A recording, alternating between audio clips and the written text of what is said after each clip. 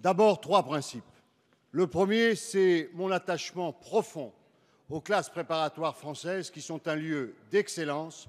Et d'ailleurs, dans les discussions qui ont lieu, personne n'a jamais songé à les remettre en cause. Deuxièmement, dire mon attachement, et j'y compte de nombreux amis, aux travaux menés par ces professeurs dont nous reconnaissons tous le mérite, d'ailleurs au même titre que celui des autres professeurs.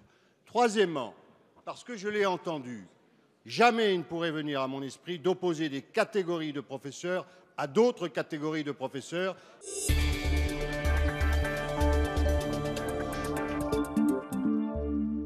8h20, l'invité de France Inter ce matin est eurodéputé socialiste. Bonjour Vincent Peillon. Bonjour Nicolas Demorand. Alors sur la démocratisation de l'accès aux grandes écoles, sujet qui était au cœur du discours de Nicolas Sarkozy hier au monde de la recherche et de l'éducation, quelle est votre position ? 30% de boursiers dans les promotions des grandes écoles, a dit le président de la République.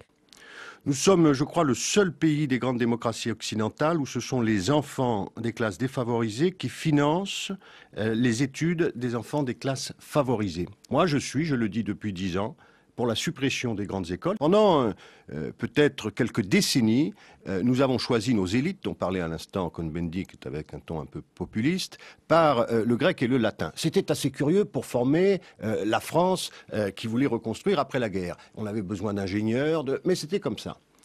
Aujourd'hui, le critère est la sélection. Et c'est assez triste parfois de voir à quel point on appauvrit là la richesse globale des compétences de la nation. C'est la sélection par les mathématiques. Et nous sommes un pays d'ailleurs où les compétences des élèves, qu'elles soient physiques, mépris pour le sport, qu'elles soient technologiques, qu'elles soient culturelles, ne sont absolument pas valorisées.